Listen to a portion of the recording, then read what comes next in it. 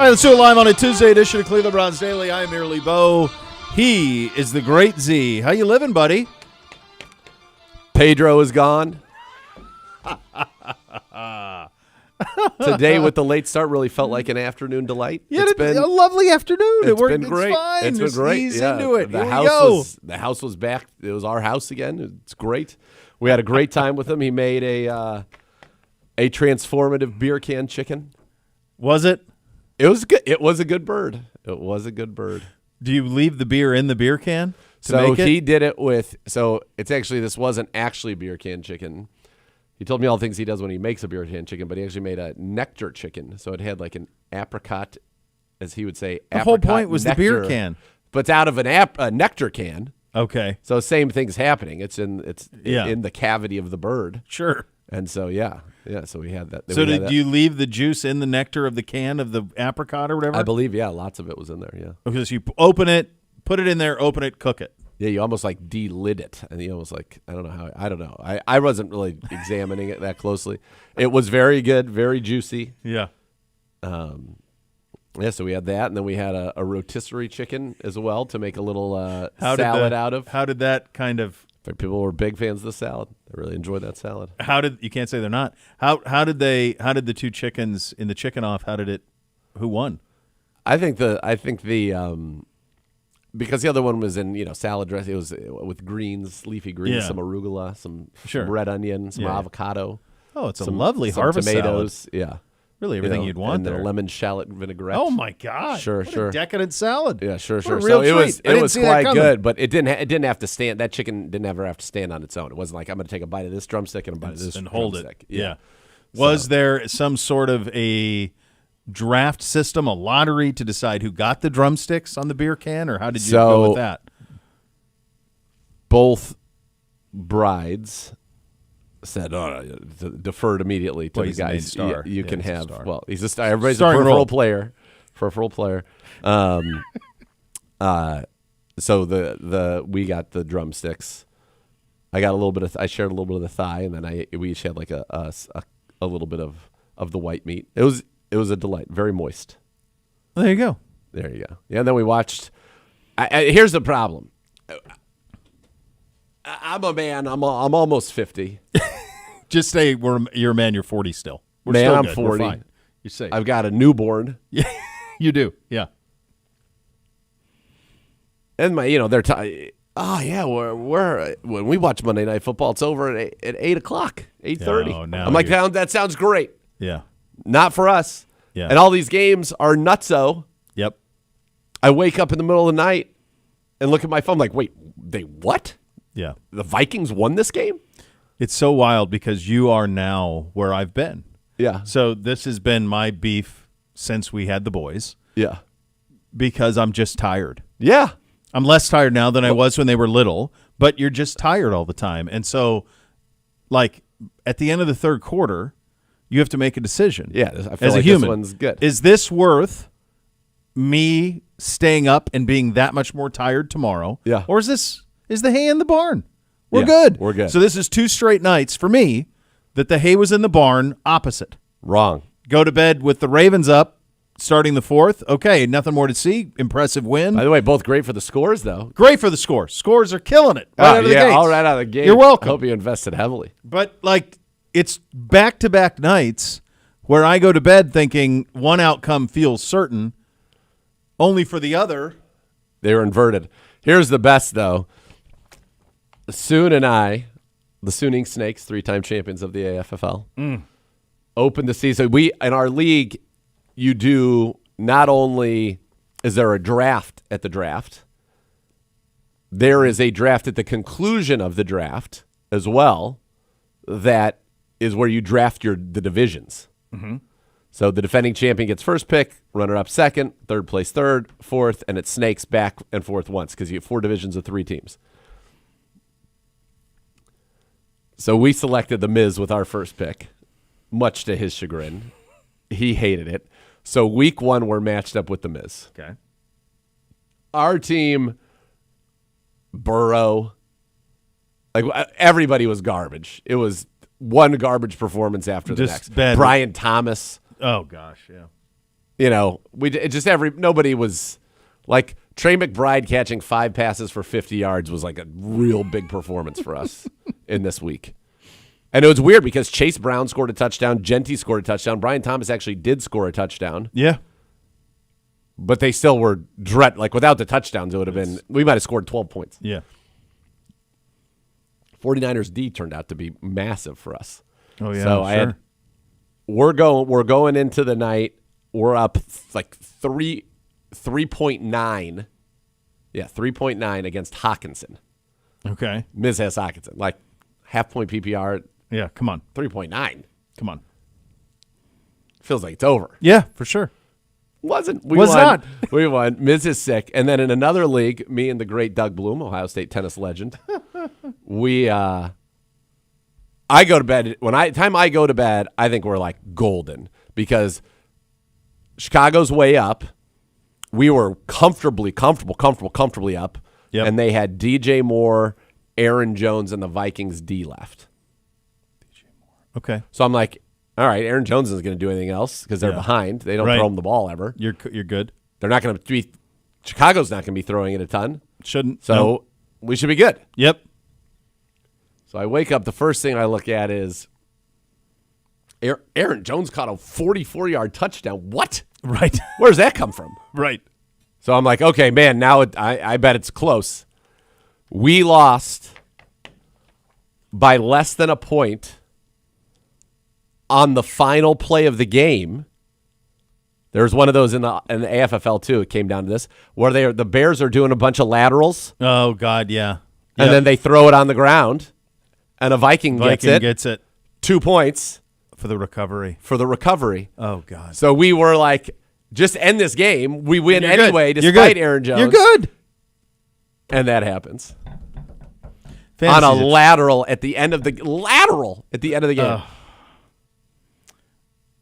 Week one for me, my arch nemesis, Jay Alps. He's been my arch nemesis in fantasy for 25 years now. Same league. Is he a good skier? No, Waste. he is actually. He's a Tampa native. Jason Alpert is his name. Great. Oh, man. so I Great thought his man. last name was actually Alps. Well, No, that's no, his no. nickname. No, but he like- should be like Tomba. He and I worked at the same television. That'd be great if he was Tomba. He should be. Who wouldn't want to be? Joey Alps? No, the television station we worked at, your login for your like company email was your initial of your first name and the first 4 letters of your last. Okay. So I was B Bish. Yep. And he was Jay Alps. So Jay Alps? Jay Alps, yeah. But he actually had a very strong. What's his first name? Jason. He had a very strong rule. I like that Joey. Joey Alps. Joey Alps would have been incredible. Yeah. But I'm going to tell him that. He's going to be very excited. We had a rule that he would not leave the state of Florida for employment. So he was like in TV, but he would not leave the state. Anytime he was up for anything, if it wasn't in Florida, he wouldn't leave. And he stayed in Florida. He's now a very successful Is that auctioneer. John He's killing Mayer it. who just walked by Might right have there? been. Bodies of Wonderland. Could be. It was I don't know. It was moody. Very much in play. Very much in play. He beat me by he sends me a text Yeah. yesterday in the Sunday in the afternoon games, and he goes, "Well, this didn't go according to plan. Congratulations." And I just texted back, "Go to hell." Yeah, don't you throw that Don't reverse you jinx at put me. that on me. Don't you even come at me Don't with you that. put that stink on That's me, a Ricky real Bobby. That's a violation. Yep. I so he's respect down it, like though. he's I've down done it. like 40 in the afternoon games. He ends up beating me by 4 yards. By 4 yards. Oh man. And I'm like, there was a time a couple years ago he beat me by a yard. This time he beat me by 4 yards. It's just ridiculous. What would you do? What did you make of what you saw last night? Because there's a lot of things I want to talk to you about this Monday nighter. I want to talk to you about how you chose to watch it, understanding that you had family and all of that. So that's a little bit different for you. I guarantee I'm gonna tell you. Why don't you do this? Why don't you go ahead and tell me how it went? Okay. Let's do the football part first. We can do the football part. Whatever you want. If I were Chicago, Yes. I would be very concerned about the way Caleb Williams plays football. Because the first drive, there was some stuff out there that made it seem like okay. Yeah. But from then on, his platform is all over the place. The base for his throwing is all over the place. He sails throws. He throws it to places where if he doesn't have the perfect read, it's going back for 6 the other way. He's obviously got a plenty strong arm, and he can scramble. My feeling, and this is we kind of did this a little bit with Hoff yesterday, but like my overreaction into week 1 that I actually kind of sort of believe in. Another one I'd like to add to that is, and I know we'll go one thought around the league here in a minute. I think Caleb Williams is going to be somebody that if you don't watch the Bears play, you're going to be like, this dude is awesome, because he's going to be a really good fantasy player. But I think if you watch the games, you're going to be like, oh, my God, I don't know what's going on here. And I don't know if it's a lot of what he did at USC. I don't know if just a bunch of bad habits happened at USC in that second year and happened last year in Chicago, and they didn't get a corral on it. But it's a problem. So I think he's really talented. He is. I think he's a better runner / athlete than I think people maybe realize. God, just looking at this box score, Aaron Jones, 3 catches on 3 targets, 44 yards. What are we talking about here? How's this guy scoring touch? What are we doing? Yeah. Because they're leading receiver? Are you kidding me? Yep. I need to figure out when the last time that guy had a receiving touchdown. It's probably going to really irk me. I don't think you want that. So I think of him as a guy that is going to, more likely than not, drive Ben Johnson crazy. Because Ben Johnson wants an operator. He wants Goff. Yep. He wants, in structure, I'm going to scheme it up, you deliver the football. Now, one thing He wants Drake May. Drake May would be great. Like if he would have been there last year, if they would have hired him before the draft, I bet he would have taken Drake May. Yeah, or Jane Daniels. I'm sure it would have been fine with Jane Daniels. Well, that too. Either one of those, yes. Fine. But like, it was so a non-starter. Caleb going 1. You and I were there. Oh yeah. People want to rewrite history. No. It was Caleb, and then it was like, okay, it's Jaden or Drake second. Fine, you can have that conversation. Yeah. No one's in the Caleb realm. Nope. That was consensus. Yeah, that was the consensus. And I feel like I think he would really like Dylan Gabriel, to be honest. I think you're right. Yeah. What I found befuddling a little bit about watching the game, but yes, Caleb Williams is going to drive Ben Johnson crazy. And that's going to be – it wouldn't surprise me if Caleb Williams is available after this season. It's either going to go – either he's going to really be able to kind of wrangle him in, and you're going to get – he's going to be, as the season goes on, become really, really, really good, or they're going to be moving on.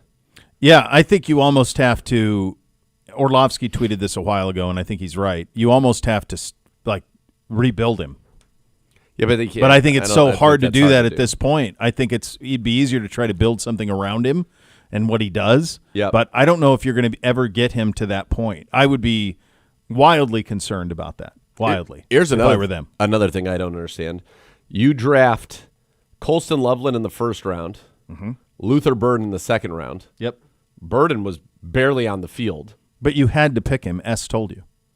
Well, we was in the 8th round. We've talked about that. I was like, we could have drafted him in the last round. He would have been there. Don't worry about it, S. He could have been there. You know, he's like, Luther Burden. I talked to him on the way in. He's like, Luther Burden, he's a good player. He's a good player. I kept texting him last time. I'm like, he's not even on the field. I'm like, oh, he got a catch. It went for -3 yards. That's right. Yeah.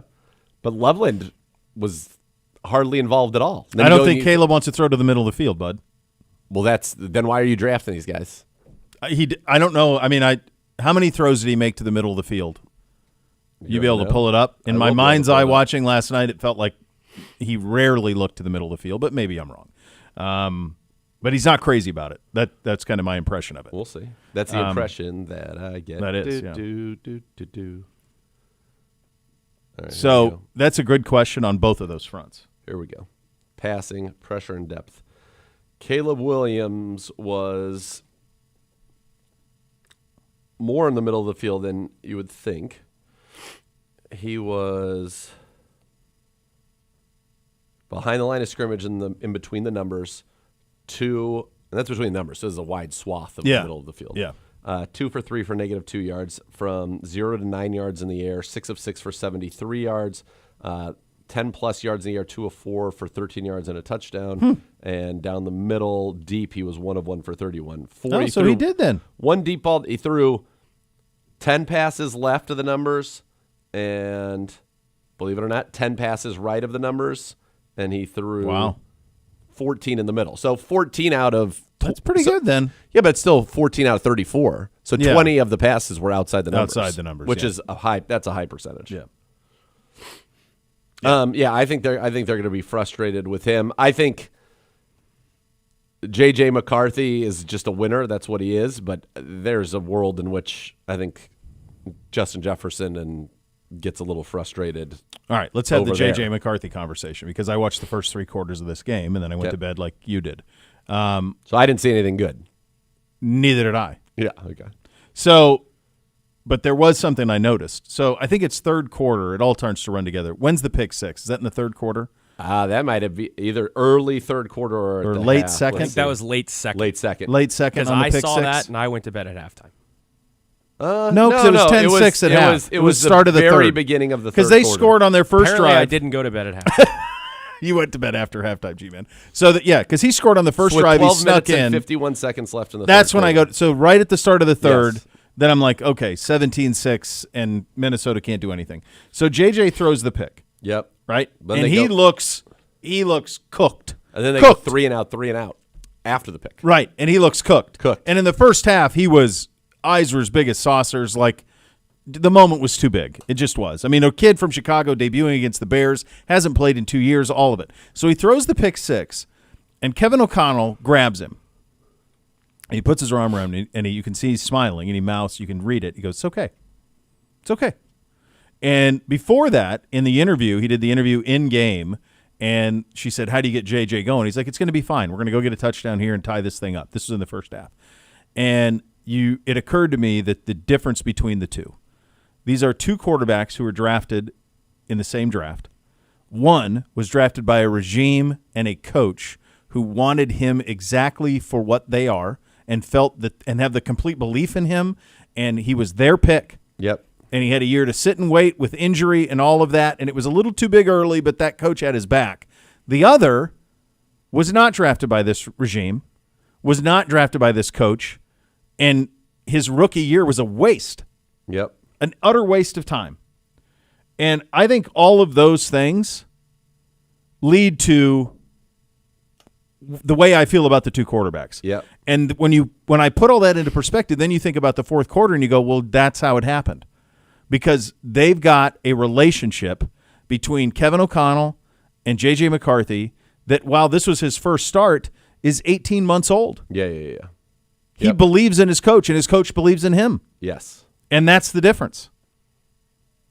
That Yep. was my biggest takeaway from last night in the actual game. But Yep. I'm with you. I think Minnesota's going to – I think they're viewing it, though, like, hey, we won 14 games last year. We're good. This is the right kid. We believe in him. It's going to come along. But I'm with you. I think the Jefferson part is going to be tough because he's not going to like that operation much. Look, everybody who's played for Kevin O'Connell has put up numbers. I think Yep. they'll get to the point where they put up numbers. But, yeah, that was an interesting one. And by the way, Bears fan, you make the field goal at the beginning of the fourth quarter, go up 26, said you miss it. Mm-hmm. Missed kicks are brutal. And down in Niners cut Jake Moody. I saw that. When you look at Atlanta, they said they're bringing in competition for Young Wei Koo. There's not, and you think about You can't have it. Well, in Atlanta's case, that's a division game that really is between them and the only other team that's capable of winning that division. That's right. In our case, it was a division game. Yep. Niners won anyway, but would have been a bad loss division game. Yeah. That's why I kind of like the division games to start the season. It puts a little bit more on it for sure. It does. It does. All right. Other thing from Monday night. I think I'm out on Manningcast. So we started with it. So did I. Bill Murray, which didn't give as much juice as I wanted. And then my dad was just like, this Manningcast stinks. I don't know who these players are. I need, Aikman and Buck to tell me what's going on. So that was it. So that was it. Yeah. And it's of no fault of their own. It's just, if it's a game you care about, they're just not for you. And I really wanted to watch the game, and you missed some of the stuff with the game. And then I think the other thing with it is, it's crazy that they're not in the same place. Yes. When you're doing TV, like, you're breaking down, they go to those boards all the time, and I was like, okay, this was like a really cool, fun novelty, and I still think they're both great individually. I just think it kind of had a moment, and now we're kind of used to it, and sometimes you just want a regular game. So it's really the way that they do it. It's almost completely for me now dependent on the guests, and it's crazy because the thing I like most is when they just talk ball. So I think they need to make one change to the show,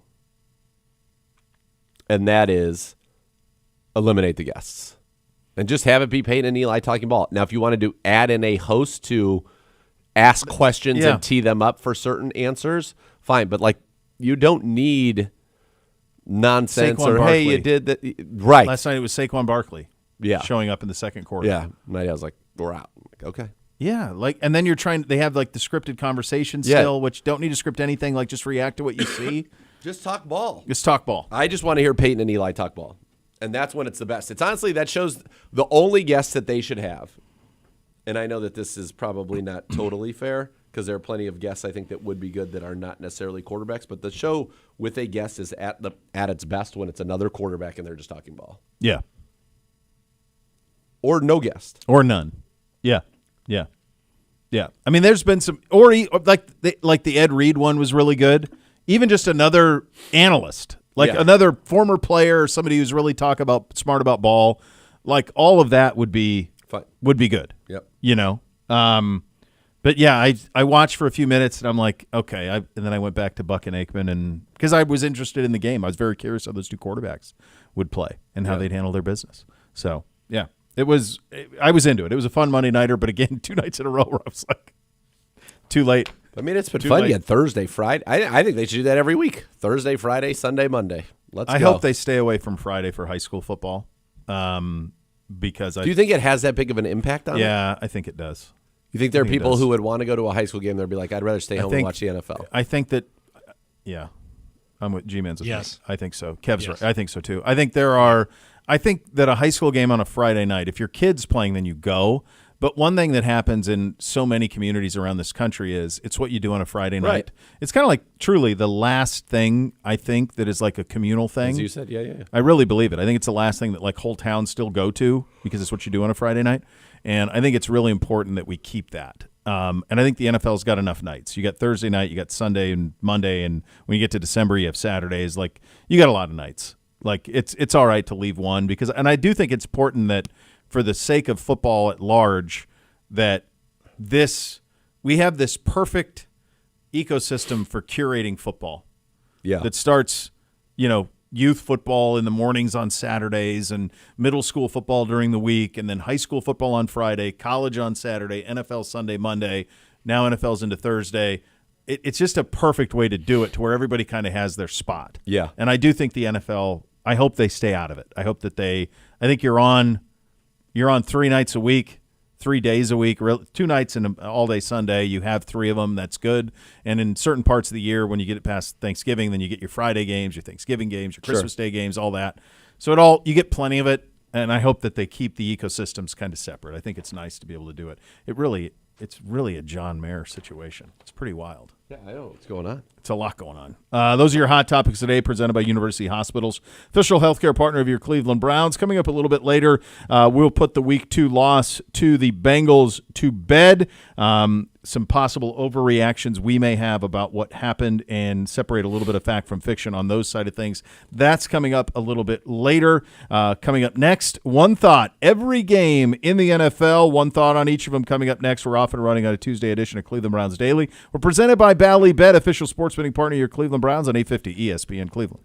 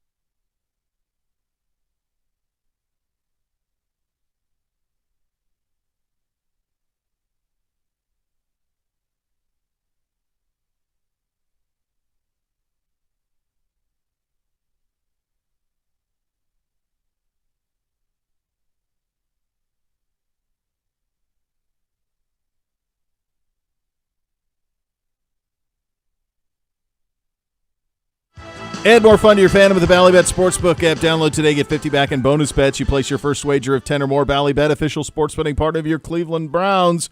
It is the return of one thought from every game around the NFL this week. Typically, I would say, hello, Gibby. But instead, I say, hello, G-Man. Hi. There he goes. Okay, before we get into this, some news that just dropped. The Cleveland Browns have signed defensive tackle Ralph Holley to the practice squad and released running back Travion Williams from the practice squad. Ralph Holley comes in the mix. Holley's in his first NFL season out of Western Michigan. He was with us all preseason. Spent the entire offseason and preseason with the Browns. Yeah. He will wear number 97. So there you 63 earlier. By the way, Luca's watching. Hi, Luca. Hey, buddy. Yeah. Hey, what's up, Luca? Yes. Young Nana's, Z, Nana, little Z. Nana, Nana claims he likes watching Browns Daily, so there we go. Well, you are a face and a voice that he knows. That he does know. It pleases him a Yes. great deal. It Amy does. used to do that all the time with the boys when I was on like local TV. Yeah. Like she'd watch the broadcast, they'd light up when they'd see me. It Yeah. was a simpler time. Now they think I suck. Go ahead. No, All boo. right, let's hop in, gentlemen. We'll start with Friday night's showdown in Sao Paulo, Brazil. For just the second time in his career, Justin Herbert gets the best of Patrick Mahomes. Chargers 27, Chiefs 21. Bo Bishop, one thought. Yeah, I'll go Chiefs side of this. I am concerned about them. I am. They're down receivers. It looks it. Anybody would be. I mean, Xavier Worthy separates a shoulder on a mesh concept running into Travis Kelce. Like, it's just impossible that all those things happen. I think this is the year that somebody else in the West wins the division. I still think Kansas City will get in and all of that. But they just – I think they've tried a bunch of ways to replace Tyreek Hill. None of them have worked, and now this is just kind of who they are. I think they might trade for him. I thought if they could, can they? I don't know if their cap I think situation, so. People, if they could. Florio was saying yesterday that he thinks the superstar most likely to be traded is Tyreek Hill. Well, that based on the way that happened on Saturday, that would make sense. I just don't know if Kansas City could acquire him, but that would make sense to do that. Yeah, the two teams Florio threw out there were the Chiefs and the Steelers. And the Steelers. Oh God. Nathan Zagura, one thought. Justin Herbert's so good, and I love it. I'm a big Herbert fan. Have been. I've basically this year I reverse jinxed it. I basically pick the Chargers every year to dominate. You do. And they have not. So this is their year. He was lights out, man. Oh, lights out. And McConkey is a stud. Hampton, I think, is going to be a beast. Quentin Johnston looked good. Keenan Allen's a nice warm blanket for him. Mm-hmm. Yeah, it's pretty good. By the way, just one quick note. I could not believe, if you were to tell me that Mahomes would have his first or his second receiver in the game, obviously Rashee Rice suspended, Worthy goes out early, that there'd be somebody on the team that had 16 targets, and it wasn't Travis Kelce. Not Travis Kelce. In fact, Travis Kelce had 4 targets. Mm-hmm. That Tyquan Thornton, Juju Smith-Schuster, and Hollywood Brown would all have as many or more targets, and then Travis Kelce, I would be flummoxed. And he looked good, I thought. He looked spry. Yeah. Hollywood Brown, 16 targets in that game. Yeah. Let's He's gonna be move to popular on the the waiver wires. 1 o'clock window on Sunday, starting with a little NFC South matchup, kind of hinted at it in the opening segment. Tampa Bay Buccaneers defeat the Falcons 23-20. We'll start with Zagura. One thought. Emeka Ibuka is a stud. Mm-hmm. Have you seen the story about how he called it in the huddle? Yeah. Oh, the one from last year? No. From this game. Oh, he did it again? Mike Evans said he was in the play before. He goes, run this post. I'm gonna whoop this guy, basically. And then the next play call that came in was actually the play where he gets run the post and ran the post, got the game-winning touchdown. So he did that in the national championship game. He said we need to go at 29 because he's pressing Jeremiah. And the play that clinched the national championship was that play to Jeremiah. No, he's obviously good. Bake had kind of a very middling game, but came through in the end, and they got it done. The Falcons are going to kick themselves for a long time about this particular game. I mean, they outgained them by over 100, by right around 100 yards. Mm-hmm. They're missed field goal again. Mm-hmm. Now, Chase McLaughlin missed one on the other side, but they overcame it. They gave up a big punt return, a 54-yarder as well that kind of flipped the field in this game. It was a game that Atlanta should have won, and they failed to do so. Michael Penix, so I do think they've got something in him. I think he was good. He's got some talent. He's got some grit. He was really good. It's just I think it's one that's going to – I think the win won't mean as much to Tampa Bay as the loss will mean to Atlanta. I just think it's a devastating loss for Atlanta in the home opener. Kim's somebody that they felt like they could rely on. He makes the kick, and all of a sudden you're talking about 300 yards out of Penix, and Bijan had 130 combined and a touchdown, and away we go, Atlanta, right? They have all this talent. By the way, the corner they took in the first round, who was their draft this year? Falcons? Yeah. James Pierce, and because they did have 2 first-round picks. I can't remember who they were. Jalen Walker was first. And James Pierce? All right. Jalen Walker. Yeah. Wasn't those two. May have been last year in the draft. Anyway, I like the makeup of Atlanta. I just think it just sucks for them they lost because they really should have won. Bake was not that great. He was really clutch in the fourth quarter, but he was very middling other than that. Moving on to South Florida, not Tampa. The Indianapolis Colts defeat the Miami Dolphins in a score that has only happened one other time in NFL history, 33-8. Bo Bishop, one thought. I'll take the Miami side. There's big problems in Mudville there. Big. I think Mike McDaniel's first coach fired. I think there was a window where it was like cool and watch him put us in cool time play, position to make plays, get paid, all of that. We're past that now. I think he's cooked, and it seems like they're not responding at all. That was as uninspired a performance as you'll ever see to open a season. In week 1? Yeah. Yeah, I feel like he's toast. Tua did not look good in this game. Danny Dimes, he basically is better flawless. than people. He always has been. He always been better. I think it's a little bit of an indictment on Dable. I agree. If he continues to play well, there. Tyler Warren, real deal, 7 catches, 76 yards. Michael Pittman, we've always liked him. We've talked about him on this program many times. They've got big receivers for him. They've got the hammer in Jonathan Taylor. They like the young running back. They added DJ Giddens in the draft.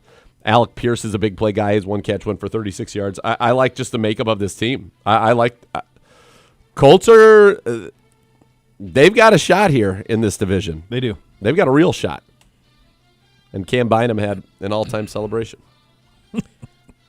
All right, to the final game that involved a Florida team of the day, the Jacksonville Jaguars. The only coach making his debut in week 1 to get a win was Mr. Duval. That's Liam Cohen. Jags beat the Panthers 26-10. So good. Nathan Zagura, one thought.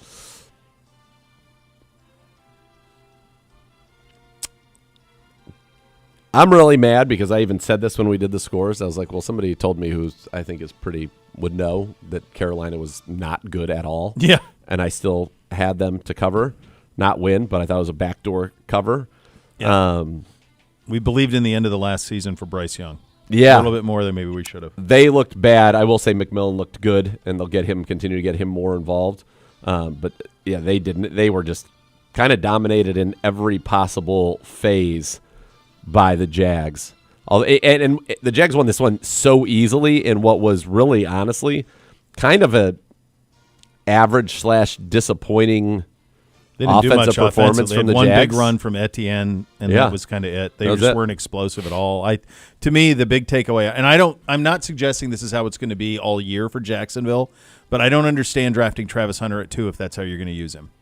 So let's go look at his snap counts. I didn't want it was on Red Zone, so it would pop up, and they were very well aware of Travis Hunter. So anytime he did anything or was around anything, they would pop it up on Red Zone, and I would see it. All right. But So he played. They had 66 offensive snaps. He played 42 on offense. And he played just 6 on defense. yeah, so to me, I think he's more valuable as a lockdown, shutdown corner than I think he will be as a wide receiver. So I know that, and Andrew said the same thing. Andrew's going to use him primarily as a wide receiver. These are NFL people. They're smarter than me. I'm not pretending I'm on their level. But I will say that, give me him being an elite corner and mixing him in on offense. That, to me, is how I would use him. I just think he needs to play more than 48 snaps. Well, that too. Whatever- Maybe that was part of the fact whatever that they it were up is. so big. I don't know. All right, moving on. The new look Las Vegas Raiders under head coach Pete Carroll. Ashton Genty gets his first career NFL touchdown as the Raiders go into Foxborough and get a win 20-13. Bo Bishop, one thought. Drake May needs some weapons. because he's good. He's really good, but they can't get a run game going. I think Keyshawn Butte out of LSU is going to end up being his number one guy, so that's the one to pay attention to on that. But to me, he looks like a really good. They have a really bright future with him in New England. Vegas was explosive in this game. Geno Smith had more 30-yard completions, I think, than basically like the rest of the league combined. Mm-hmm. He was able to get the ball down the field, threw for 362 yards. Got to watch Brock Bowers, left with a knee injury, but between Bowers and Meyer, I mean, you had 4 guys on the team who averaged 20-plus yards a catch. Bowers, 5 for 103. Trey Tucker had 2 for 54 and a touchdown. Deontay Thornton had 2 for 45. Jack Beck's 1 catch went for 23. I mean, that is efficient. Mm-hmm. That is productive. And then on the other side, Ramondre Stevenson played basically 2/3 of the snaps, and Travion played 1/3. So people who were expecting Travion to really kind of take this thing over, that is, at least now, that is not imminent.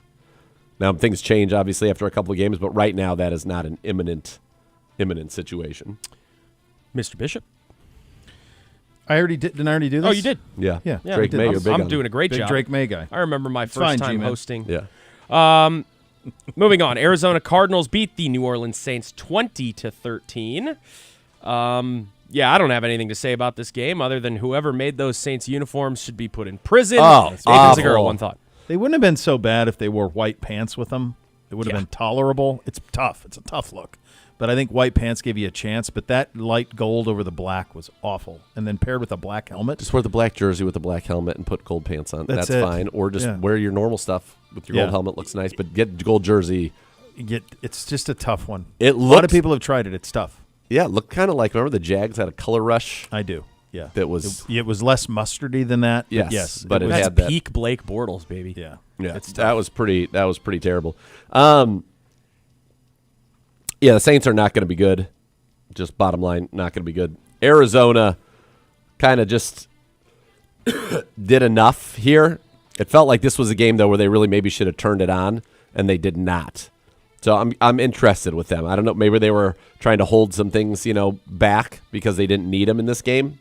But I would have liked to see them score some points in the fourth quarter. If they're going to be a team like some people think that can go and make a run at that division.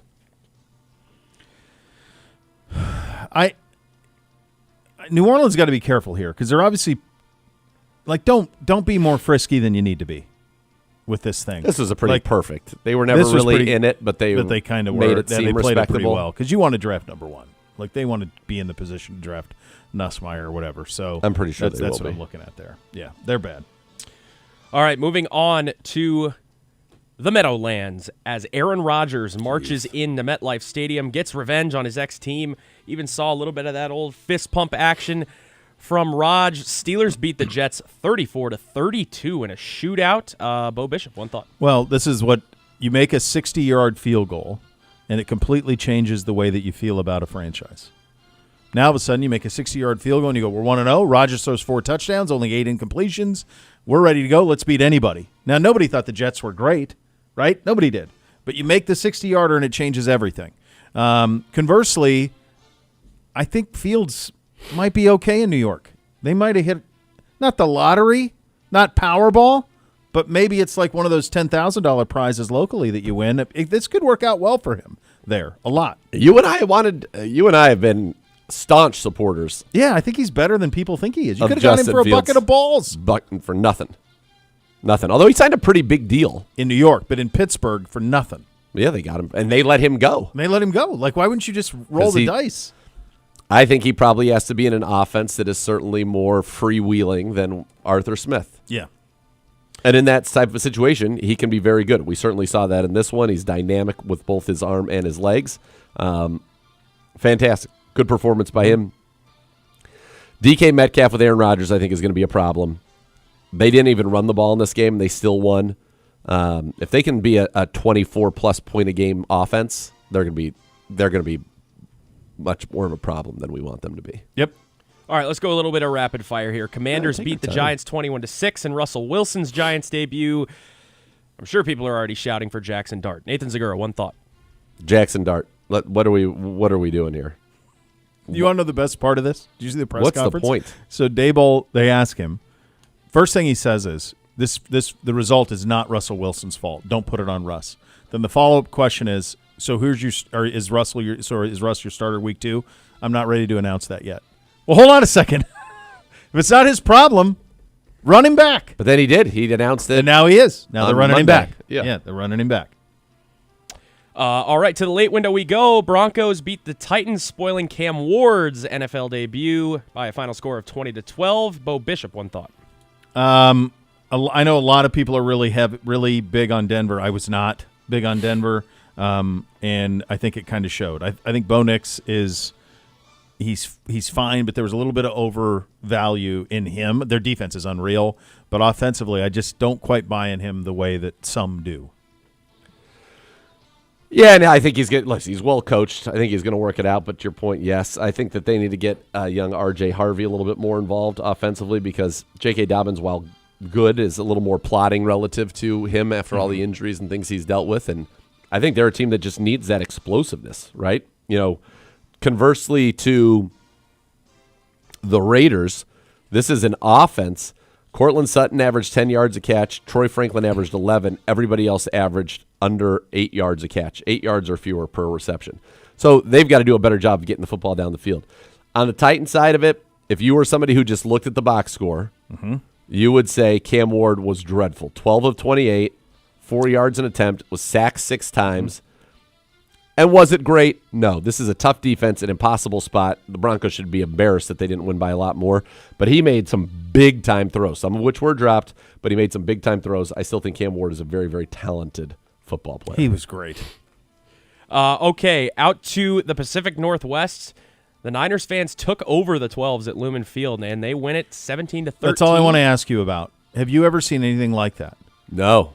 Niners fans travel. Dude, but that's Seattle. Yeah. That whole wall behind the 49ers bench was all red. All red. It was a sea of red. I could not believe it.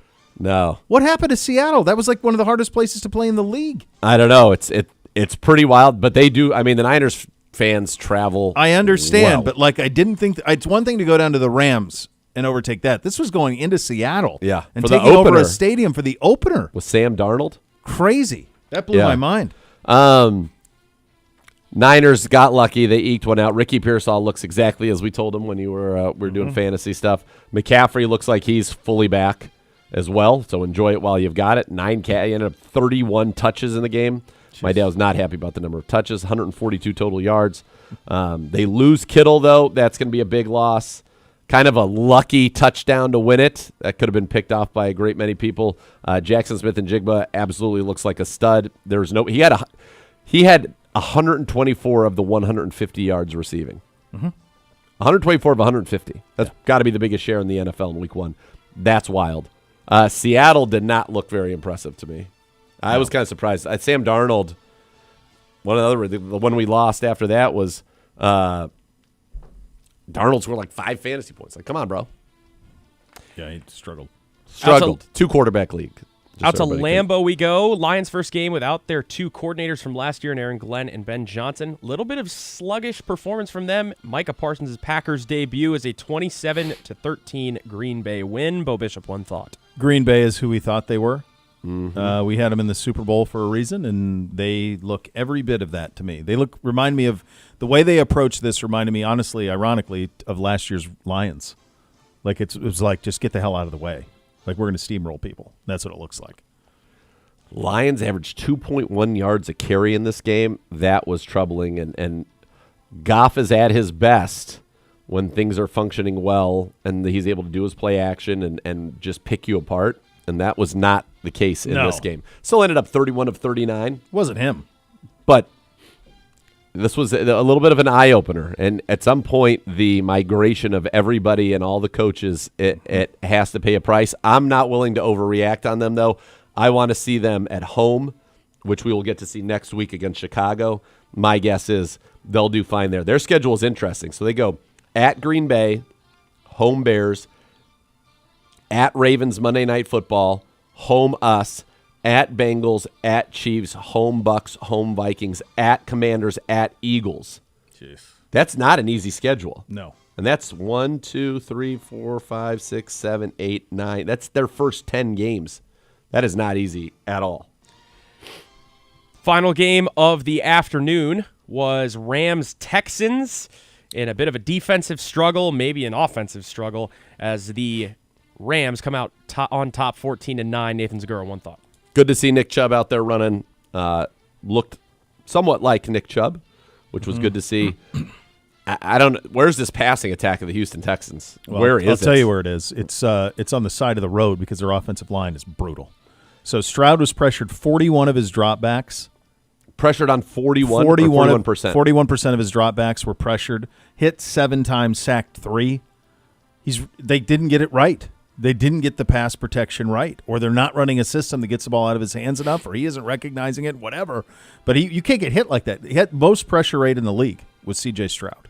And the Rams are a good defense. So, yeah, he was up to, this is PFF, so it might have been a different stat that you saw. So Yeah. Cam Ward was pressured on 53% of his dropbacks. That's 1. Caleb Williams, 45-2. Purdy, 44-3. Burrow, Stroud, Jalen Hurts, all 41, which makes, when you see that, actually makes Jalen Hurts' performance in that All the game better, yeah. all the more impressive. Yeah, Hurts had a 100 quarterback rating under pressure. Stroud, 72. Burrow, 83. Purdy, 66. Williams, 66. Ward, 77. Actually, that's their adjusted adjusted completion percentage, my bad, not quarterback rating. All right, and finally, Sunday Night Football. The reigning MVP leads his Bills back over the Baltimore Ravens 41-40. Bo Bishop. I mean, it's a great game. I think it's a tough loss for Baltimore. I think they had a lot in it. I think they were inspired to win it, and to not get the result is going to do a little damage for them, and it could come back to haunt them when you think about home field. It looked to me like they were ready for bear, like we're going to go be the number 1 seed. Shocking finish. Allen and Lamar are so good, and in their respective styles, they are both so good. Derrick Henry is an anomaly. He's an enigma. I don't understand. You don't even talk about it. Nobody even brings up how old he is anymore or how many carries he's had because it doesn't seem to matter. It's kind of like Ohtani. Like now we're just kind of used to the fact that this is normal, but it's not. It is not normal at all. This is a guy who is 31 years old, is a 252-pound running back who has 2,373 career carries. You are not supposed to be able to do what he is doing. It just has not. It's without precedent. Yeah. It's incredible. That's one thought. There you go. Good job, G-Man. Junior Browns backers, the Cleveland Browns official kid club presented by University Hospitals, Rainbows, Babies, and Children, association with Cardinal Credit Union.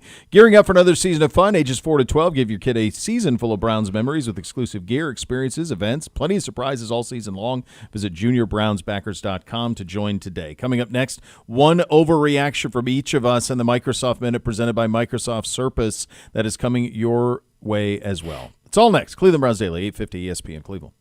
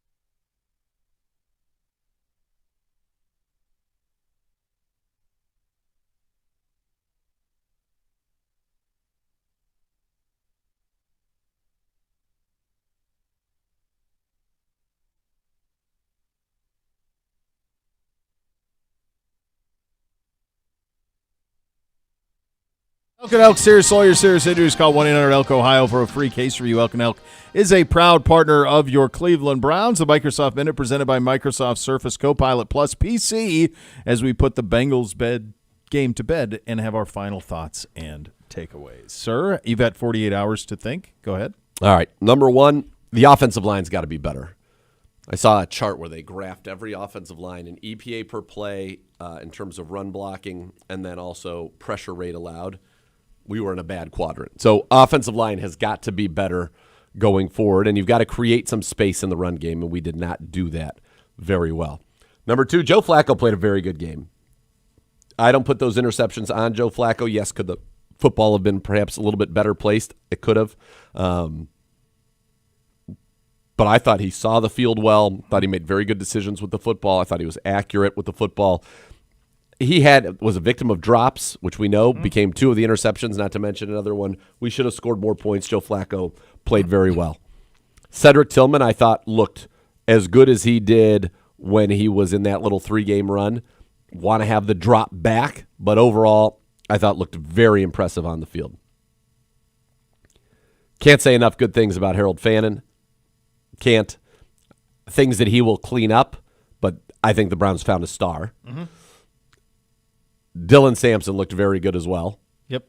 And then Isaiah Bond has nothing on the stat sheet, but he helped create some space, and eventually we're going to actually get him the football. And we didn't take any shots really down the field. No. That was something that really jumped out to me, and I know we wanted to. That was definitely in our game plan, but we threw 2 balls more than 20 yards in the air, one of which was the final play of the game. Mm-hmm.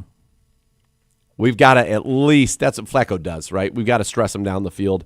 Now, in week 1, you did have a decent amount of too high, but not a lot.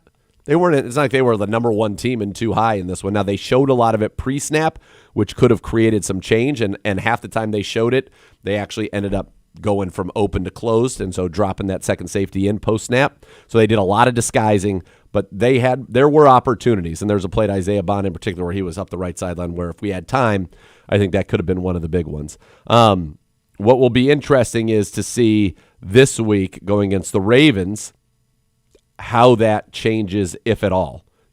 What are we going to get the football down the field a little bit more? The Ravens in week 1, just for people who are wondering, or against the Buffalo Bills, the Ravens against the Bills in week 1, they were more towards the top of the league, actually, in terms of 2 high safeties. So the Ravens played 2 high safeties 9% of the time, or I'm sorry, 51% of the time, 9th most in the league. So they're trying to limit explosive. Now, that could have been more of a Baltimore versus the Bills game plan than against us. We'll see, but that's something certainly to keep an eye on. But, yeah, that jumped out to me. But you loved what you saw from the young guys. And then defensively in this game, Schlesinger was everywhere. The defensive line was dominant. And you talk about guys who were just all over the field. Myles Garrett, we know Myles Garrett was just an absolute beast and continued to be, Defensive Player of the Year type candidate. Led the league last year in tackles for a loss. He had 4 in this game. That's 4 right. of them. Yeah. 4 of them in this game alone. So defensively, a lot to like. Greg Newsome was put on an island and did great. Myles Garrett, 5 pressures. You know who else had 5 pressures? Isaiah McGuire. He was good. He's becoming a star. I liked what he's got from Malik Collins in the middle of the field. I thought second half in particular, Mason Graham played well. Schlesinger everywhere. Devin Bush was everywhere. Yes, that he linebacking room looks really, really good. So when you think about that being a big concern for it to look the way that it did in this opening game, I thought was very positive. And then your corners, your top 2 corners were good. I still think right now that slot corner, when we face a team that really likes to operate, which we're going to get definitely in week 4, yep, you're going to get that with Amon-Ra St. Brown. I think that's going to be a little bit of an issue. But you have 3 weeks to try to get that figured out. But the line was spectacular, as we thought it would be. Linebacker was very good. Grant Delpit had a good game. When you think about the numbers again, negative 23 yards in the fourth quarter. Should have won the game. You got to win the game. And you really dominated them. Historically impressive. You go through like the box score stats. There's not a single stat that we lose to them in, with the exception of the turnovers. Yep.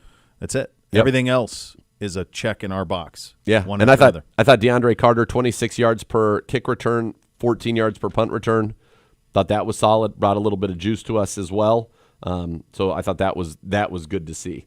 Yeah, it was. And that's the Microsoft Minute presented by Microsoft Surface Copilot Plus PC. You're listening to WKNR 850 ESPN Cleveland, a good Karma brand station. Coming up next, the second hour of the program. Take a look at the depth chart heading into Sunday, that preliminary depth chart. Go around the league as well, little thing or not a thing. We're loaded up, kids. We got a lot to get to. Cleveland runs daily, 850 ESPN Cleveland.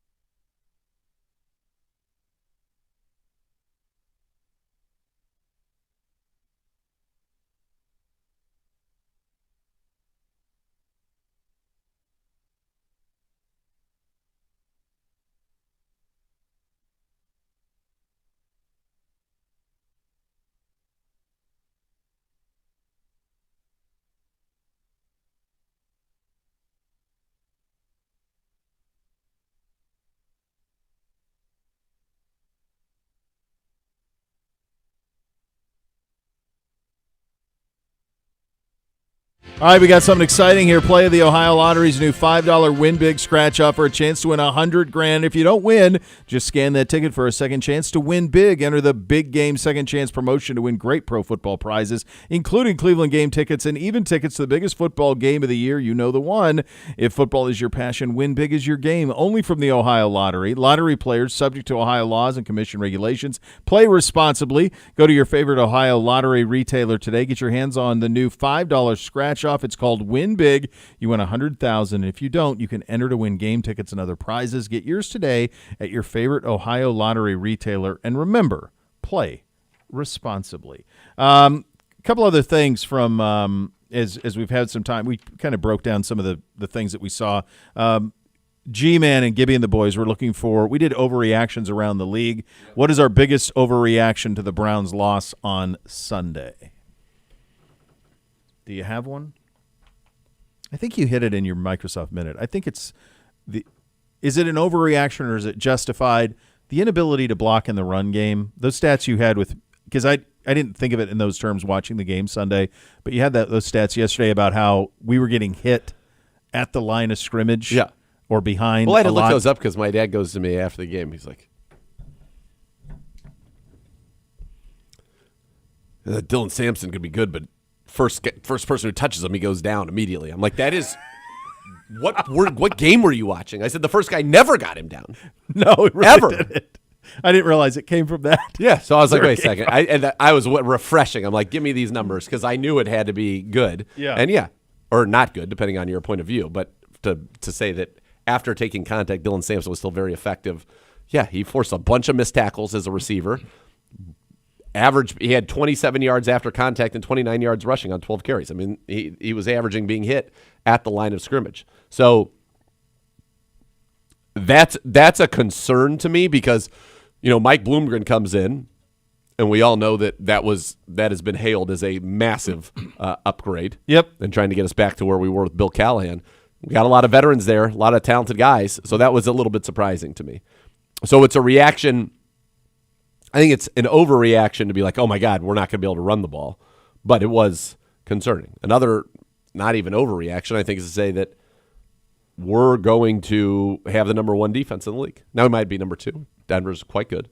But I think our defense is absolutely back. I'm still concerned about the nickel corner, but our defense is back.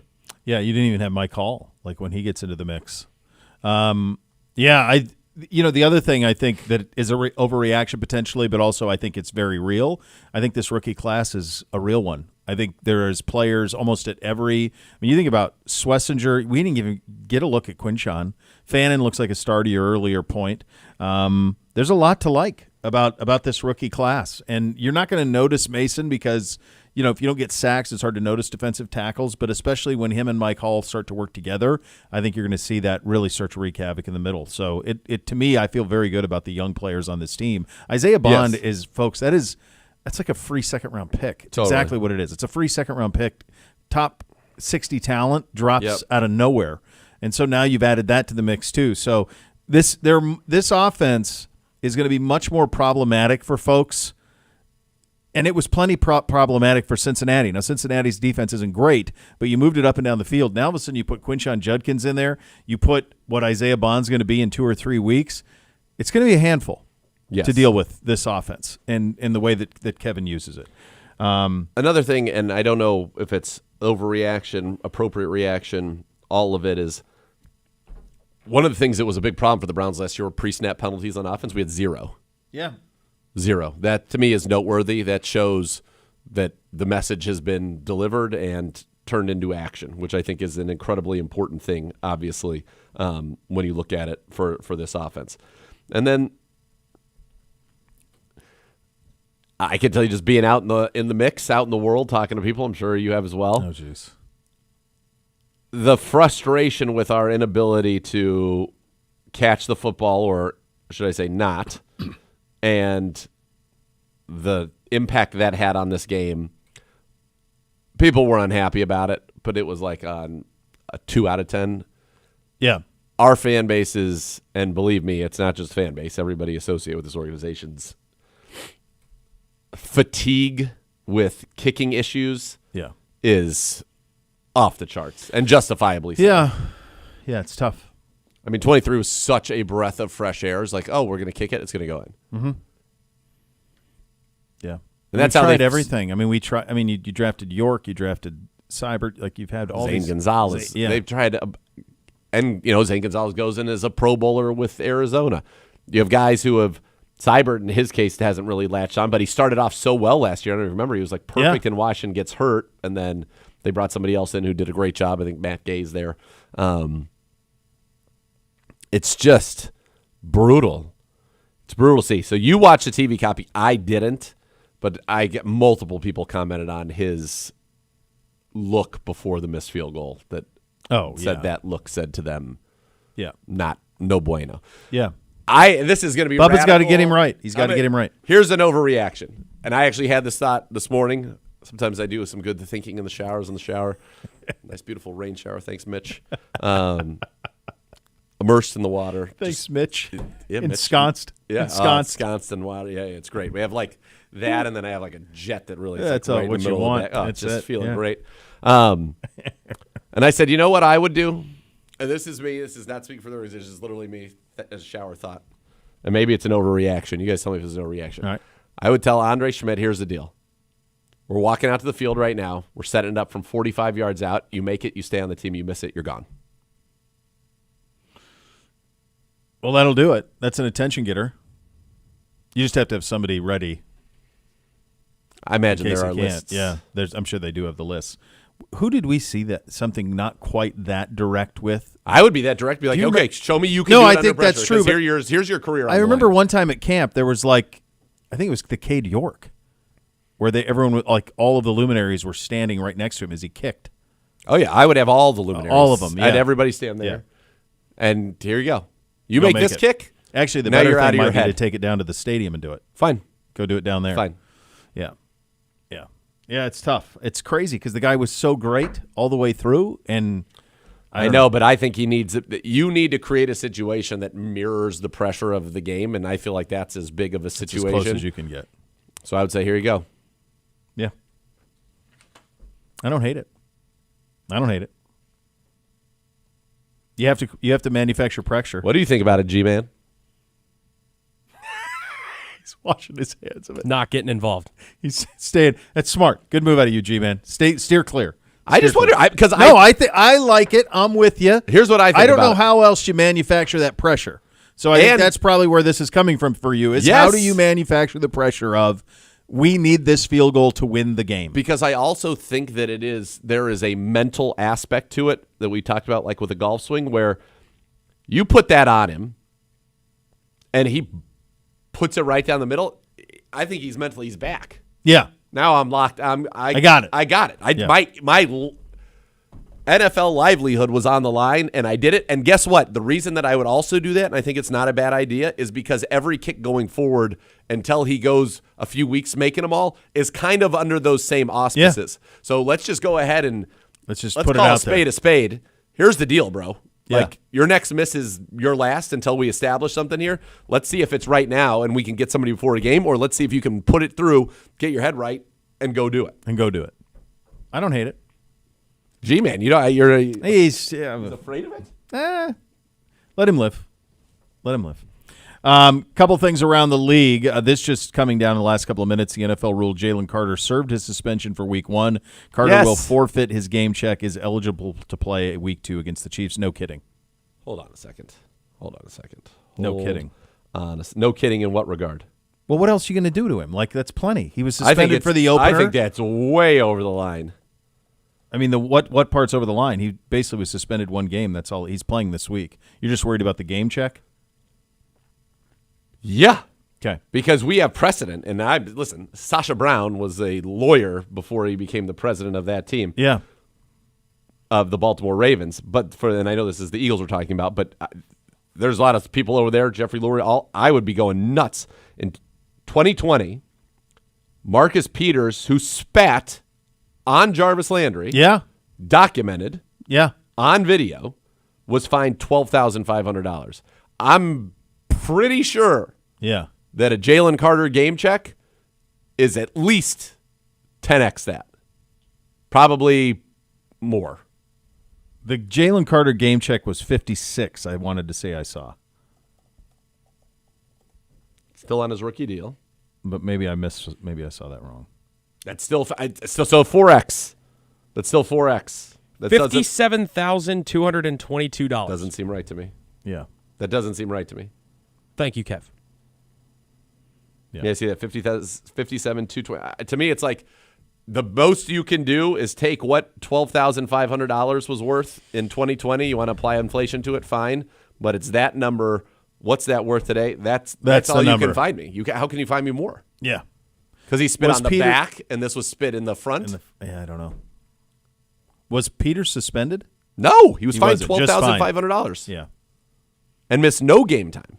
Sometimes it's just the fact that everybody saw it, and I wonder if that's what this is here. You know what I mean? You're right. It's not exactly precedent. I would just for say it. we're fining him $15,000. Yeah. Couple others around the league. The 49ers tight end George Kittle suffered a hamstring injury Sunday in the win over the Seahawks. He's missed 3 to 5 weeks. Purdy also dealing with a left shoulder and toe injury. His status is in doubt. Mac Jones is the backup in San Francisco. The long-rumored Mac Jones. Kyle loves Mac Jones. Yep. Also, did you see the story over the weekend that Belichick hated him so much so that he wouldn't even talk to him his last year? Really? Mac Jones, they were like forced it on him, and he wouldn't even talk to him. Wouldn't talk to Jared Mayo. Incredible story on the last years of Belichick in New England that I saw over the weekend from somebody in New England. Well, About how and he- you saw, obviously, what happened over the weekend I did. down in North Carolina. I did, yeah. Where he's like, you guys are Why would you take one of 32 teams away Petty. from your players? he's an old man, and he's petty. He said, I'm not allowed there, so Yeah. they're not allowed here. Okay. New England will be fine not drafting Carolina players. You're not running Alabama, Bill. You're not running the Buckeyes. They'll be fine. How many people do you think will even be drafted from this North Carolina team next year? 2? They had a mass One? exodus, so I don't know what's all. They're not very good. Yeah. So, yeah, who knows? Kittle has officially been placed on injured reserve, so at least so 4 at least weeks for 4. him. And then I don't know if you guys saw it, but reportedly Cole Strange has been claimed by the Miami Dolphins off of our practice squad. There you go. And The the other- Steelers are signing former Brown safety Jabril Peppers today as well. So, of course, I'm sure he'll be great there. Well, him and Juan Thornhill together in that Yeah. secondary. How about it? The Browns also did one other thing today that was reported on by ESPN, that they restructured Denzel Ward's contract. I'm looking for it here. Yeah, I saw the Oyafusi tweet about it. It said Yep. per over the cap now it's just under $18 million in cap space. Yep. Recently restructured Denzel Ward's contract, converting his $13.5 million 2025 base salary to a bonus. Cleveland now has a little under $18 million in cap space per over the cap. Now they're going to roll this forward. We do not have a lot of guys under contract next year.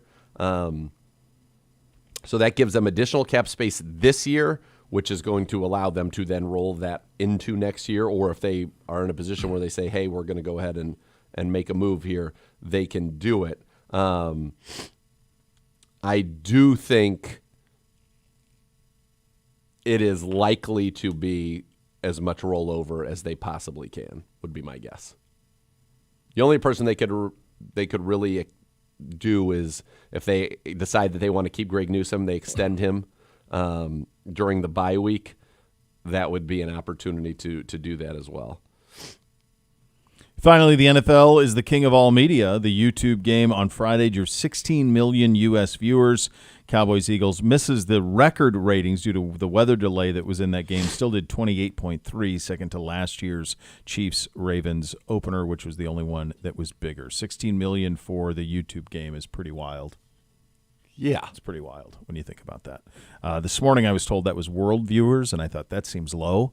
But that's just the American numbers were 16 million. So that's still a massive amount. All right, we'll head to the podium coming up next. Rocket Hickman. You're listening to Cleveland Browns Daily. We're presented by Ballybet, official sports betting partner of your Cleveland Browns on 850 ESPN Cleveland.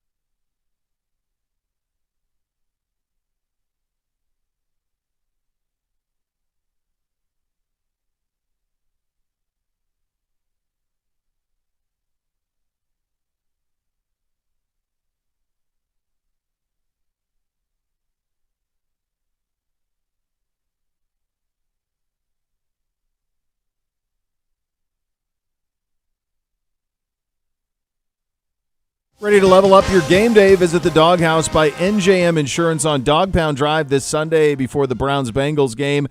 Madden tournaments. Actually, that can't be right. The Browns-Bengals game was last Sunday. So, in other words, before the Packers game in 2 weeks. Madden tournaments, alumni appearances, seat upgrades. You have to be there. No jingles or mascots. Just great insurance. NJM, proud partner of your Cleveland Browns. Time to head to the podium now, presented by Vivid Seats. Purchase your official fan experience package today. For the ultimate game day, here is safety Ronnie Hickman. Hey, Ronnie. You're down 6 minutes. Wondering, when you see those Bengals defenders grabbing those picks like that off of those deflected passes, does that give you even more, kind of a want to make sure that you're in position to get some of those balls bouncing your way? I mean, I think you seem to already have a nose for the ball and being around the ball, but does that sort of inspire you to say, we need to get some of those ourselves like that? Yeah, definitely. I think, as you can see for that game, those turnovers were huge for them. One being, to get the ball back. So anytime you get a chance to get a takeover, it's huge. And then obviously, seeing it just reminds you more like, hey, this is why, you want to make those turnovers to change the game. Hey, Ronnie, I guess holding them to 7 yards or whatever it was at the end of the game, to really lock down the way you guys did. What can you take away from that part of the game when things were going really well for you as a defense? Just what was working, do you think? We made a lot of adjustments, coaches, players, and I loved how we were able to come back. But I think overall it's just a matter of it shouldn't take that much to get us as a defense to play like that. And I think if we came out and really, that first drive kind of hurt us, but if we came out the gate playing how we played in that second half, I think it'd be a different ending for that game. But it just shows us, what type of defense we can be, and, how we need to play, all 4 quarters, not just the last 2 of the game.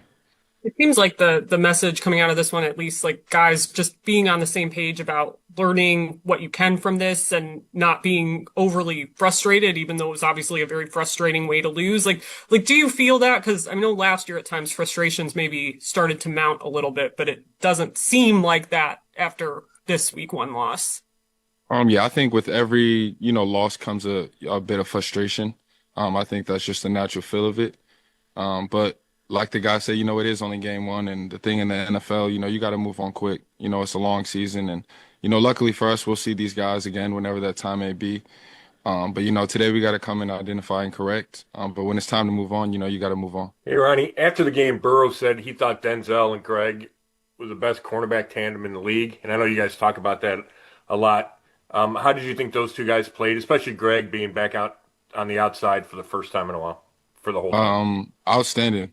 We call that corner room specifically the tip of the spear for our defense. When you look at it, it's nothing but man-to-man out there, and a lot of one high. So it looks good for the quarterback to, challenge those guys. And all week, really every week, but, specifically this week going against those type of receivers, Coach Schwartz made an emphasis of, it's going to come down to winning those outside matchups. And they love those challenges. Those 2 guys are the best in the business for a reason. So I'm just glad that we're able to put on display what they do, day in and day out. And did it feel like the Bengals kind of operated differently? It felt like they ran it more. They went with more 2 tight ends and spreading you guys out. And if so, why do you think they did that? Yeah, they're a pass team. That's their scouting report. But I think, like I said earlier, that first drive, not being able to, kind of stop the bleeding when it came to running the ball, it kind of might have flipped the switch in the OC head, like, hold on, this is working. Let's just keep going with it till it doesn't work. And I think once we came back and made our adjustments and did what we had to do, coaching and players, we kind of nipped it in the bud. Ronnie, I know the first drive was probably a self-motivating factor for you guys, but as the game went on and you kept putting the ball in the offense's hands, getting those 3 and outs and stops in the 4th quarter, giving them chances to win, was that motivation on its own, and it does serve as something that you guys want to carry on as offense and special teams tries to get some of those things cleaned up, especially what we saw in the second half of the game? Yeah, 1,000%. Us playing and, having the energy, celebrating as a team, it just helps the morale of the whole team. And, we like to take it, as a challenge, anytime we're out there, no matter the situation, our job is to get the ball back to the offense. So anytime we can do that, especially if it's a quick 3 and out, depending on the game. But it just shifts the energy of the team, and we love that as a defense. And I don't think we've talked to you, over the summer. So for you, like coming into this week and moving through the season, what has your approach been to maybe have a leap this year, this season, and make as much of an impact as you can? I think mentally, first, being in the system with Coach Schwartz for 3 years now has allowed me to, kind of look at other things on a deeper level now instead of just, the initial what's my job, but what is my corner's job? What is my linebacker's job? How is he going to see this? Which call can, help him play faster? And just things like that, because at this level, talent kind of equates. It's more so the mental things that can give you an edge on, your opponent. Yeah, Ronnie, just wondering, people always talk about trying to get takeaways and increase takeaways, and I know that's a point of emphasis for you guys this year. But really, I mean, what can you do, and what are you doing personally to try to increase your ability to get that ball? I always say it's like a certain percentage of luck that goes involved, and then there's a certain percentage of just going out there and taking the ball out the air, because you can't call it on defense when you're going to get your opportunity. But in practice, no drop balls, catch extra passes on the jugs. Just any opportunity you get, try to seize it because, like you said, or like I said, a little bit being luck, you can't really control when that moment's going to come. But you want to be able to seize the moment when it does come. Thank you. All right, there you go. Rocket Hickman from the podium, presented by Vivid Seats. Purchase your official fan experience package today for the ultimate game day. We'll play a little higher or lower coming up next. You'll listen to Cleveland Browns Daily. We're presented by Bally Bet, official sports betting partner of your Cleveland Browns. Please bet responsibly on 850 ESPN Cleveland.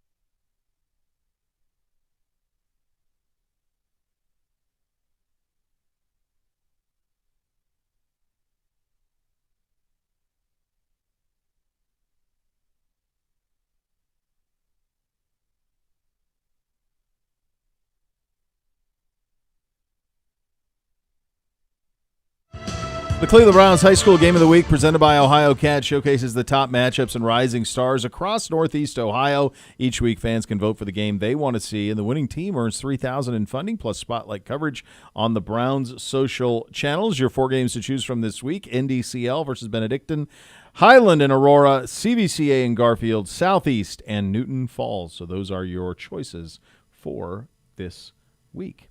All right, time for a little higher or lower. Hello, G-Man. Hi. G-Man. So we have the 8 top performers of the weekend here for you. I think instead of it'll be kind of a higher or lower. We can just blind rank them. How about that? Week Better 1 performances? or worse? Yes. Oh, and no Gibby, so we can do better or worse. Yeah, Yes. right. 'cause Let's that's do really it. what is. Better or worse? Good job, Kev. Great job, Kev. Good job. Okay, we'll I'm here start for it. with the reigning MVP, Josh Allen, 33 of 46, 394 yards, 2 touchdowns, 14 carries for 30 yards, and 2 touchdowns. So when you think of week 1, because these are some of the great performances of week 1. I mean, you have a lot of these in here. When I think of week 1, I think what you're going to league wide. I think you're going to think of Josh Allen first in week 1. Yes. It's the In game fact, of the I weekend. think- It's going to be one of the games of the year. I think it is. Yeah, it's going to be tough to Hard to unseat. top it. I really think the 3 best performances, period, were in that game. But because of the fumble by Derrick Henry, that knocks him out. But, I mean, Lamar went 14 of 19 for 209 yards. It's 11 yards an attempt. Quarterback rating of 144, threw 2 touchdowns. Also ran 6 times for 70 yards. So every play that Lamar either ran it himself or threw the football, he averaged 11 yards for the gaining for their team. 11 yards an attempt. Yeah, it's crazy. 11.7 yards a carry, 3 total touchdowns. I mean, to me, Josh Allen and he were on a whole nother level. Those two were without compare, in my opinion, in terms of the best performance. And they brought the best out of each other. It's almost like anything you can do, I can do better type thing. And this is how much we take Lamar for granted. He's not even on the 8. I think we've gotten to the point with him where, despite the fact that he's won the MVP twice and one of the times unanimously, that he's kind of, in a way, He's kind underrated. of underrated. Yeah. Yeah. Next. That's a good job. That was Better very good job. or worse? We go to Vegas. Geno Smith, 24-34, 362 yards, 1 touchdown, 1 pick. By the way, can you see the computer back there? No. It's like Siciliano's just looking at you guys and judging you. Yeah. Judgmental Disappointing. Siciliano. It's very disappointing. He's not having it. Yeah, he's not having it. Not having it. Geno Smith, That's right. big plays. So, It's an performance. Nowhere near Allen, Lamar, Herbert, or Rodgers. no. I think Vegas is going to be a really interesting team. Pete is I want to say I saw this correct on Sunday, that he is the oldest coach to start a season in NFL history because he's 73. Okay. So I think he's the oldest one to ever start a season as the head coach. I believe I saw that on Sunday. Could be wrong, but I believe that's how I remember it. They're a very interesting team because obviously Pete is not in. I think he was hired to hey, let's go now. And Geno can do this. I mean, he can spin it. 24, Yes. 34, 362. That's spinning it. And so they'll probably beat. I'd have to look at their schedule to see if I undervalued them in terms of just where they are, if they can be frisky or interesting, or potentially if they can be a little bit more. See how their schedule stacks up. So they got the next 2 are brutal. So they got Chargers at home this week, and then they're at Commies in 2 weeks. Where is their Chargers game? It's on the 15th. Monday night? Oh, it's got to be Monday night. That's the Monday nighter this week. Yep. It's 10 p.m. local. Yep. Yeah. Okay. All right. I saw 10 p.m. and I'm like, what is going on? Okay. Yeah. So, yeah, they're going to be an interesting team to follow, is the Raiders with them. Next. Better or worse? Speaking of the Chargers, Justin Herbert. We love him. 25 at 34, 318 yards, 3 touchdowns, no picks. On this list, it's going to be the number 2 performance for me. behind only Josh Allen. Yeah, I think it's right there with Derrick Henry's and Miles. Derrick Henry has the I know. But that, unfortunately, He was unreal. he averaged 10 yards a carry. Just crazy. He's unbelievable. Yeah, I think it's right there. I think it's a top performance. Yeah, I think it's right there. He's a stud. He's to the point now. He's a little bit like right now, and you're going to take this as an insult to him. I don't mean it that way because this guy won an MVP. Right now, he's a little bit like James Harden. And James Harden was the MVP of the NBA, but it dogged him that he didn't have postseason success. Yep. Justin Herbert needs to just win a postseason game. Yep. And he needs to get to the point where he goes toe-to-toe with Rodgers or Lamar or Mahomes in the postseason and wins. Yep. And then it'll all come for him. That's Totally. all that's missing. Yes. That's all that's missing. Well, and I think this is a year where they're going to be in that mix. Yeah. That's what I think. They're building it right there. Well, frankly, next. Better or worse? Aaron Rodgers in his Steelers debut, 22 of 30, 244 yards, 4 tutters.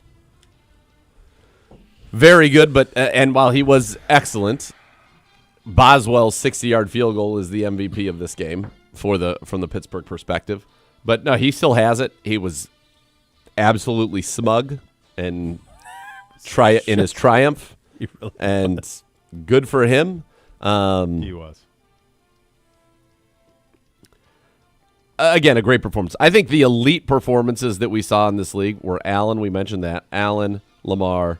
I think Herbert was an elite performance. Derrick Henry was without the fumble. Miles on a defensive side, 4 tackles for a loss and 2 sacks. Elite. That's the 5 elite performances this week. Like elite. Yeah. Next. Better or worse? So, you've alluded to it. Elite. Derrick Henry, Ravens running back, 18 carries for 169 yards and 2 touchdowns. Did have a fumble, though. It's crazy how it's just the reality of life, sports, all of it. There are winners, there are losers. If Baltimore just holds on to win, because if you go back to our previews last week and you look at the Ravens roster, you go, no notes. They got everything. And nothing. There's not a weakness anywhere. Like, complete comprehensive football team. They're up 16 in the 4th. Buffalo fans are leaving. Like, if they just hold on, we're sitting here saying, all right, they're the 1 seed. Are they going to go 15-2? Like, is Derrick Henry going to win the MVP? Is Lamar going to win his 3rd? Like, that's what it felt like. And then you lose, and now all of a sudden they're in this spot where we're going there on Sunday, and for them it's a must win. They're not dropping 0-2. They're not going to have that. And it's just a matter of how crazy it was that they lost. They had no business losing this game. None. No. And it's one of those things that they've lost quite a few games in this fashion. It's just going to linger with them. And when you get into a big situation, it almost feels like with the Ravens, and which is ironic. You're the best running team in the league. You'd think that means you're going to be able to just hold leads. Sure. They have not been able to do it. Next. Better or worse? How about this from Travis Etienne? It made the Jaguars comfortable enough to trade Tank Bigsby to the Eagles. 16 carries, 143 yards. Yeah, obviously the new coach doesn't like Bigsby because Bigsby took a lot of carries from him last year. Bigsby had, I think, 600 or 700 yards and 6 or 7 touchdowns. Right. So there are a couple things that I read into this. Number one, and I was always a big Tank Bigsby guy, but number one is they really like Tootin. Mm-hmm. So he's going to jump into that mix. This was a 3rd-round pick in 2023. Last year, I had it right, 766 yards, 7 touchdowns, 4.6 yards a carry. Bigsby. Yeah. So Tootin obviously is the rookie that they like a lot. They drafted him this year in the 4th round. Bashal Tootin. What did he do in the first name, one? man. 3 carries, 11 yards. That's Jordan's guy. Yeah, he's a North Carolina A&T, Virginia Tech. I think that means Will Shipley, who got hurt, is significantly hurt in Philadelphia, and they do not believe in A.J. Dillon. No, they don't. Like, clearly No. they're like, you're not the backup, so we need Bigsby. We need a guy. We need Bigsby to kind of help take some of the load off of Saquon Barkley. And the Etienne numbers are skewed. He had one long He had one long It's run. like a 70-yarder or something, so I think that skewed it a little bit. Yeah. Next. Better or worse? Couple more here. Puka Nacua for the Rams had 10 catches for 130 yards in that 14-9 barn burner out in Inglewood. This stands out because every big receiver in the league was Quiet. a ghost. They were, really, league-wide. Nico, both the CeeDee's the Bengals only guys. one that CeeDee's was- the only one that went. Yeah. Everybody else who was picked in the first round, Brian Thomas had one catch. Nico had a couple catches. Neighbors did- Jamar Chase had a couple catches. Neighbors Neighbors- at least got to like 5 for 70. Yeah, but on not a lot much. of targets. yeah.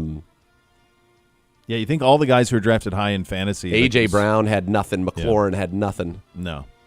Yeah. Yeah. So this stands out. This stands out Also, 'cause- like, this is what happens when you hit the lottery. Yeah. I mean, he's a yeah. lottery ticket. Totally. They just hit the lottery with him. Yep. Next. Better or worse? And finally, it's our guy, Myles Garrett. 5 tackles, 2 sacks, and those sacks came on back-to-back plays. He was wrecking the game all day long, though. Yeah, this was one of the 5 best performances of the weekend.